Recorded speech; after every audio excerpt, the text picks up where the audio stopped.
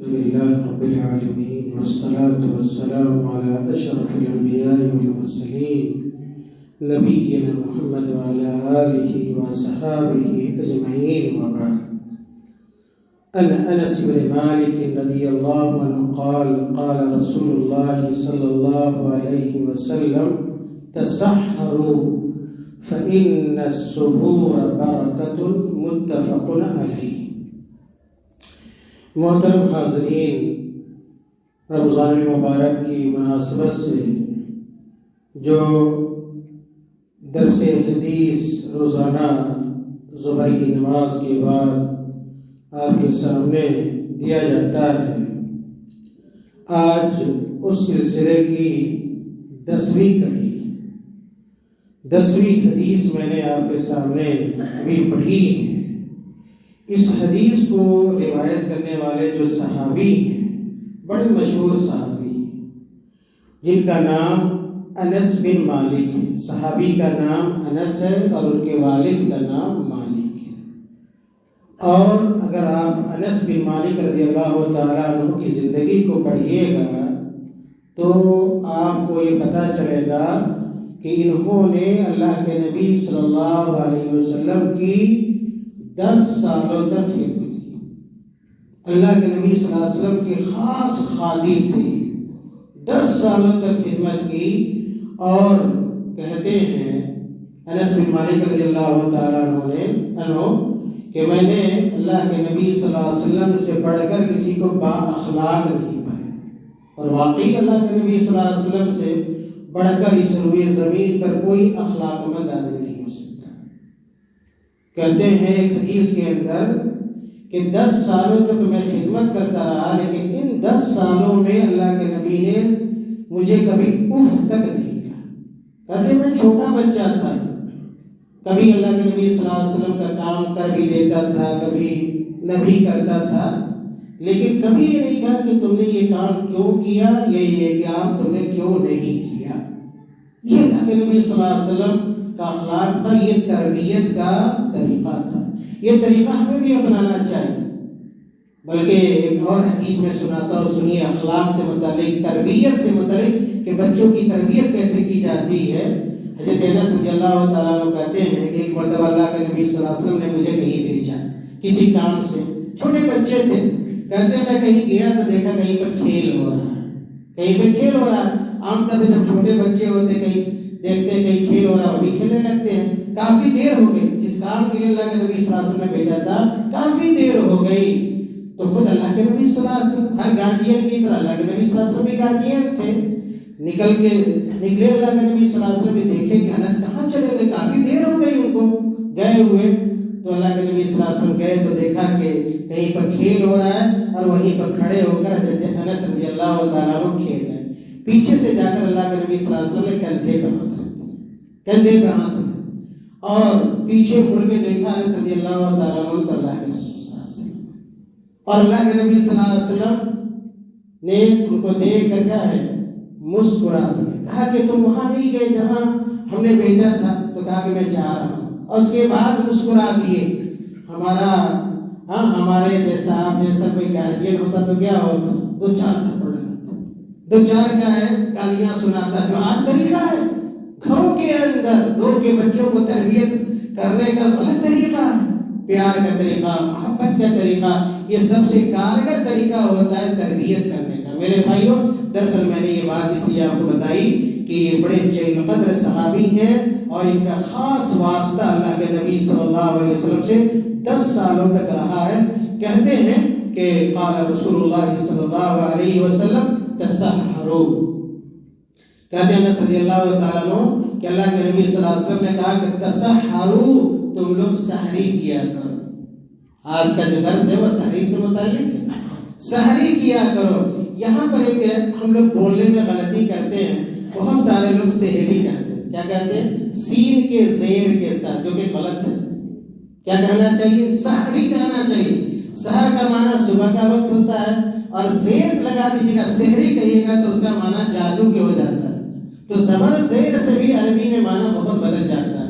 اسی طرح مجھے یاد ہے کافی پہلے میں تقریباً 10-12 سال کا تھا تو میں اسی گلی سے نماز پڑھ کے میں گزر رہا تھا، تو بڑے ابا تھے ہمارے شیخ امان اللہ فیضی رحمہ اللہ، تو اس زمانے میں آج بھی بہت سارے لوگوں کی زبان پہ ہوتا ہے افطاری افطاری افطاری، تو مجھے روکا، انہوں نے کہا کہ آصف افطاری نہیں ہوتا، کیا ہوتا ہے؟ افطاری ہوتا ہے۔ عربی جو لوگ جانتے ہیں وہ سمجھتے ہیں کہ افطاری کیوں نہیں ہوگا، افطاری کیوں ہوگا، یہ سب عربی زبان کا جمال ہے، خوبصورتی ہے، اس لیے ہمیں عربی زبان بھی جاننا چاہیے۔ خیر، تو اللہ کے نبی صلی اللہ علیہ وسلم نے کہا تسحروا کہ تم لوگ سحری کیا کرو، کیوں؟ اس کی حکمت بھی بتائی اللہ کے نبی صلی اللہ علیہ وسلم نے کہ فإن السحور برکۃ، یہ سحری جو ہے یہ برکت ہے، سحری برکت ہے۔ کیسے برکت ہے وہ آگے میں آپ کو بتانے والا ہوں، اور بڑی اچھی اچھی باتیں آئیں گی۔ یہ جو حدیث ہے صحیح بخاری اور صحیح مسلم کی روایت ہے، امام بخاری امام مسلم جو بڑے بڑے محدثین گزرے ہیں، اور ان کی جو کتاب ہے مشہور کتاب، اس میں یہ حدیث آپ کو مل جائے گی۔ اس حدیث سے یہ پتہ چلتا ہے، یہ حدیث اس بات کے اوپر دلالت کرتی ہے کہ روزے دار کو یہ حکم دیا گیا ہے، روزے دار کو یہ حکم دیا گیا ہے کہ وہ سحری کرے، روزے دار کو حکم ہے کہ وہ سحری کرے۔ کیوں؟ اس لیے کہ سحری میں بڑی بھلائی ہے اور بڑی برکت ہے، دنیاوی برکت بھی ہے اور اخروی برکت بھی۔ کیسے دنیاوی برکت ہے، کیسے اخروی برکت ہے، یہ آگے آپ جان جائیے گا۔ اور کہتے ہیں کہ اللہ کے نبی صلی اللہ علیہ وسلم نے کہا کہ سحری بابرکت عمل ہے یا سحری بابرکت چیز ہے، کیوں؟ تاکہ ہمیں اور آپ کو اللہ کے نبی صلی اللہ علیہ وسلم سحری کرنے پر ابھارے، سحری کرنے پر آمادہ کرے، ترغیب دلانا چاہ رہے ہیں اللہ کے نبی صلی اللہ علیہ وسلم۔ اسی لیے کہہ رہے ہیں کہ سحری کے اندر برکت ہے۔ اے نوجوانوں، اے بزرگوں، جب آپ روزہ رکھنے کا ارادہ کرو تو آپ سحری کر لیا کرو، بنا سحری کے روزہ رکھنے کی کوشش نہ کرو۔ روزہ تو ہو جائے گا، لیکن روزہ اگر آپ سحری کرتے ہیں تو اس کے جو فوائد ہیں وہ بہت زیادہ ہیں، اگر آپ سحری نہیں کرتے وہ سارے فائدے ختم ہو جائیں گے۔ یہاں پر ایک اور بہت علمی نقطہ ہے، اس لیے میں بچوں کو کہا کرتا ہوں کہ آپ ادھر میں شریک ہوئیے، یہ تعلیم کا حصہ ہے کہ حدیث میں دو طرح کا لفظ آیا ہے، ایک سحور آیا ہے، ایک سحور آیا ہے۔ ابھی زبر زیر کا میں نے فرق بتایا تھا، اب دیکھیے کہ پیش اور زبر کا کیا فرق ہے، اس کا معنی کیسے عربی میں بدل جاتا ہے۔ اسی لیے کہا جاتا ہے قرآن کو ٹھیک سے پڑھیے، زبر زیر میں بھی الٹ پلٹ کر دیجیے اور قرآن پڑھتے ہوئے تو معنی کہاں کا کہاں چلا جائے گا اور معنی کافی بدل جاتا ہے۔ کہتے ہیں سحور جو ہے، اگر آپ عربی میں سحور کہتے ہیں زبر کے ساتھ تو کہتے ہیں کہ سحور اس کھانے کو کہا جاتا ہے، سحور اس کھانے کو کہا جاتا ہے جو سحری کے وقت کھایا جاتا ہے۔ اگر آپ سحور کہیں گے تو جو رات کے آخری حصے میں جو کھانا کھایا جاتا ہے اس کو سحور کہتے ہیں۔ اور اگر کوئی آدمی سحور، حدیث میں بس اوقات سحور بھی آیا ہے، دونوں کا معنی ایک نہیں ہے، دونوں کا معنی الگ الگ ہے۔ اگر سحور کہتے ہیں تو وہ عمل ہے، وہ کھانا کھانے کا عمل ہے جو ہم اور آپ کیا ہے کھاتے ہیں، اس کو سحور کہا جاتا ہے، یعنی فعل کھانا کھانے کا جو عمل ہے اس کو سحور کہتے ہیں۔ میرے بھائیوں، یہ میں نے اشارہ کیا کہ سحری کرنا، سحری کھانا یہ مسنون ہے، یہ سنت ہے اللہ کے نبی صلی اللہ علیہ وسلم کی۔ کیوں واجب نہیں ہے، کیوں سنت ہے؟ وہ اس وجہ سے کہ اللہ کے نبی صلی اللہ علیہ وسلم نے بسا اوقات 2 دنوں کا روزہ لگاتار رکھا، جس کو وصال عربی میں کہا جاتا ہے۔ بعض صحابہ کرام نے بھی وصال کیا ہے، لیکن بعد میں یہ خاص ہو گیا تھا اللہ کے نبی صلی اللہ علیہ وسلم کا۔ اگر کوئی آج 2 دنوں کا لگاتار کچھ کھائے پیے روزہ رکھنا چاہے تو اس کے لیے جائز نہیں ہوگا، یہ اللہ کے نبی صلی اللہ علیہ وسلم کے لیے جائز تھا اور آپ صلی اللہ علیہ وسلم کی خصوصیات میں سے تھا۔ میرے بھائیوں، میں نے کہا حدیث میں یہ بتایا گیا ہے کہ سحری کے اندر بڑی برکت ہے، سحری کے اندر بڑی برکت ہے، دنیاوی برکت بھی، اخروی برکت۔ یقیناً آپ جاننا چاہیے گا دنیاوی برکت کیسے ہے، اخروی برکت کیسے ہے، تو سنیے کہ سحری کے اندر جو برکت ہے، سب سے پہلی چیز یا سحری کی برکت وہاں ظاہر ہوتی ہے، نمایاں ہوتی ہے کہ جو آدمی سحری کر کے روزہ رکھتا ہے اس کو اللہ تعالیٰ کی عبادت میں بڑی قوت ملتی ہے، بڑی قوت ملتی ہے۔ ایک آدمی جو سحری کر کے روزہ ہوگا، جس انداز میں وہ ظہر کی نماز پڑھے گا، عصر کی نماز پڑھے گا، قرآن کی تلاوت کرے گا، ذکر و اذکار کرے گا، وہ آدمی نہیں کر سکتا، وہ روزہ دار نہیں کر سکتا جس نے سحری نہ کیا ہو۔ اسی طرح اللہ تعالیٰ کی اطاعت، اور بندگی کرنے میں دن میں بڑی کیا ہے اسے مدد ملتی ہے۔ لیکن جو آدمی بھوکا رہتا ہے دیکھیے گا اس کے اوپر ہمیشہ سستی غالب ہوگی، ہمیشہ سست رہے گا، لیکن کھایا پیا آدمی رہے گا تو بڑا چستی اس کے اندر رہے گی، بڑی کیا ہے پھرتی رہے گی۔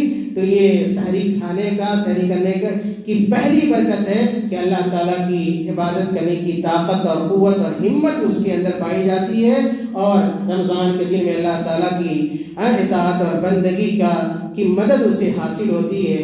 اسی طرح جو آدمی سحری کرتے ہیں اور سحری کھاتے ہیں تو مزید روزہ رکھنے کی خواہش پیدا ہوتی ہے۔ اگر آپ سحری کر کے روزہ رکھ رہے ہیں تو آج بھی رکھیے گا، کل بھی رکھیے گا، آپ کے اوپر روزہ گرا نہیں گزرے گا، بھاری نہیں لگے گا۔ لیکن بنا سحری کے ایک دن روزہ رکھیے گا، آئندہ چاہیے کہ ہم نہ رکھیں۔ لیکن اگر آپ سحری کر کے روزہ رکھ رہے ہیں تو آپ کی دلچسپی روزہ رکھنے میں باقی اور برقرار رہے گی۔ اسی طرح جو سحری کرتے ہیں، سحری کا ایک فائدہ یہ ہے، اس کی برکت یہ ہے کہ سحری کرنے سے سنت کی اتباع ہوتی ہے۔ گویا جو لوگ سحری نہیں کرتے ہیں سنت کی اتباع پہلے نہیں پائی جاتی ہے، لیکن اگر کوئی آدمی سحری کرتا ہے تو گویا اللہ کے نبی صلی اللہ علیہ وسلم کی سنت پر وہ عمل کرتا ہے، اللہ کے نبی صلی اللہ علیہ وسلم کے حکم کی بجاوری وہ آدمی کرتا ہے۔ اسی طرح سحری کی ایک برکت یہ ہے کہ سحری کرنے والا آدمی رات کے آخری حصے میں جگتا ہے، رات کے آخری حصے میں جگتا ہے تو اس کو بڑا اچھا موقع مل جاتا ہے۔ کس چیز کا موقع مل جاتا ہے؟ اللہ تعالیٰ کا ذکر کرنے کا موقع ملتا ہے۔ سحری کے وقت اللہ تعالیٰ سے دعا کرتا ہے، اگر موقع زیادہ ہوتا ہے نفلی نماز بھی پڑھتا ہے۔ لیکن جو آدمی سحری کے لیے نہیں اٹھتا ہے تو ان تمام چیزوں سے محروم رہتا ہے۔ جانتے ہیں کہ سحری کا جو وقت ہوتا ہے بڑا سہانا ہوتا ہے، بڑا برکت ہوتا ہے۔ اس وقت اللہ تعالیٰ سمائے دنیا پر نزول فرماتا ہے، آسمان سے اللہ تعالیٰ اوپر عرش سے سمائے دنیا پر نزول فرماتا ہے، اور اللہ تعالیٰ کہتا ہے کوئی مجھ سے مانگنے والا، سحری کے وقت ہے کوئی مجھ سے مانگنے والا، ہے کوئی مجھ سے دعا کرنے والا، میں اس کی دعا کو سنوں گا اور اس کے مطالعہ اور اس کے مانگنے کو میں پورا کروں گا۔ تو جو لوگ سحری کرتے ہیں یہ ساری چیزیں انہیں میسر آتی ہیں، سارا سہانا وقت، ذکر کا وقت، دعا کا وقت اور نفلی نماز کا وقت، اور جو صبح کے وقت دعا کی جاتی ہے، میں نے کہا کہ وہ قبولیت کا وقت ہوتا ہے۔ صبح کا وقت جو ہوتا ہے سحری کا وقت دعا کی قبولیت کا وقت ہوتا ہے، یہ بھی سحری کا فائدہ ہے۔ اسی طرح سحری کی برکت یہ بھی ہے کہ اگر ہم سحری کر کے روزہ رکھتے ہیں تو یہودیوں کی مخالفت ہوتی ہے، یہودیوں کی مخالفت ہوتی ہے۔ یہودی لوگ بھی روزہ رکھتے ہیں، لیکن ہمارے روزے میں اور یہودیوں کے روزے میں فرق کیا ہوتا ہے کہ ہم لوگ جو مسلمان ہیں وہ سحری کر کے روزہ رکھتے ہیں، اور یہودی جب روزہ رکھتے ہیں یا غیر مسلم بھی بہت سارے روزہ رکھتے ہیں بلا سحری کے روزہ رکھتے ہیں۔ تو اگر ہم سحری کر کے روزہ رکھتے ہیں تو یہودیوں کی یا کافروں کی مشابہت لازم نہیں آتی ہے۔ اسی لیے اللہ کے نبی صلی اللہ علیہ وسلم نے ایک حدیث کے اندر بیان فرمایا، فصل ما بین صیامنا و صیام اہل الکتاب اکلۃ السحور، کہ ہمارے روزے کے مابین اور اہل کتاب یعنی یہود و نصارہ کے روزے کے مابین جو چیز فصل کرنے والی ہے، دونوں روزے کو الگ کرنے والی ہے، وہ سحری کھانا ہے۔ میرے بھائیو، آخری سحری کا فائدہ جو ہے اور اس کی جو برکت یہ ہے کہ جو آدمی سحری کا انتظام کرتا ہے، کھانے کا اہتمام کرتا ہے، ایک بہت بڑی نعمت پاتا ہے، بہت بڑی نعمت اور دولت ملتی ہے۔ اور کون سی دولت ہے وہ، کون سی نعمت ہے کہ اس آدمی کو یہ موقع ملتا ہے کہ باجماعت فجر کی نماز ادا کر سکے۔ اللہ کے نبی صلی اللہ علیہ وسلم نے کیا کہا، من صلی الفردین دخل الجنہ، جو آدمی 2 ٹھنڈے وقت کی نماز پڑھتا ہے جنت میں داخل ہوگا۔ تو فجر کی نماز باجماعت ہمیں پڑھنے کا موقع ملتا ہے، یہ اس وقت جب ہم سحری کھانے کا اہتمام کریں گے، سحری کے لیے میرے بھائیو بیدار ہوں گے، اور باجماعت نماز پڑھنے کا کیا اجر ہے، کیا ثواب ہے، خاص طور سے فجر کا کیا ثواب ہے، یہ بیان کرنے کا موقع میرے بھائیوں نہیں ہے۔ اب ایک سوال آپ کیجئے گا کہ سحری میں ہم کیا کھائیں، سحری میں ہم کیا کھائیں؟ تو کیا کھانے کی تشریح اور توضیح حدیث کے اندر نہیں آئی ہے۔ کم سے کم کوئی بھی چیز میسر آپ کو آ جائے، چند کھجوری آپ کے پاس کیوں نہ ہو، اگر آپ کھا لیتے ہیں تو آپ کی سحری ہو جائے گی۔ اس لیے کہ اللہ کے نبی صلی اللہ علیہ وسلم نے کہا، نعم سحور المؤمن التمر، نعم سحور المؤمن التمر، بہترین سحری کھجور ہے۔ بہترین سحری کیا ہے؟ کھجور ہے۔ جو آدمی کھجور کھا کے روزہ رکھتا ہے اس کا پیٹ ہمیشہ ہلکا رہتا ہے، ذہن و دماغ ہلکا رہتا ہے، اللہ تعالیٰ کی عبادت کرنے کی اس کی طبیعت ہوتی ہے۔ بعض لوگ ایسے ہوتے ہیں اتنا کھا لیتے ہیں، سحری میں اتنا کھا لیتے ہیں کہ ظہر تک سوئے رہتے ہیں، زور تک، اس لیے زیادہ کھانے سے کیا ہوتی ہے؟ سستی آتی ہے، نیند آتی ہے. اتنا سحری میں نہیں کھا لینا ہے کہ آپ زور تک پڑے رہیں، عصر تک پڑے رہیں، نماز نہ پڑھیں، قرآن کی تلاوت نہ کریں. میرے بھائیو یہ چیز کیا ہے؟ درست نہیں ہے. اللہ تعالیٰ سے اور آپ دعا کریں کہ اللہ تعالیٰ ہمیں اور آپ کو نیک عمل کی توفیق عطا فرمائے. اللہ تعالیٰ ہمیں اور آپ کو اپنے نبی صلی اللہ علیہ وسلم کی سنت پر عمل کرنے کی توفیق عطا فرمائے. سحری کھانے کی اللہ تعالیٰ ہمیں توفیق عطا فرمائے اور سحری کا ہم انتظام کریں، دین سمجھ کر، عبادت سمجھ کر، سنت سمجھ کر ہم کریں. یقیناً اس کا فائدہ ہوگا، اس کا اجر ملے گا اور اس کی نیکی انشاءاللہ ہمیں دنیا میں بھی اور آخرت میں بھی ہمیں ملے گی اور فائدہ اس کا ہوگا. آمین. وآخر دعوانا الحمدللہ رب العالمین. والسلام علیکم ورحمۃ اللہ وبرکاتہ.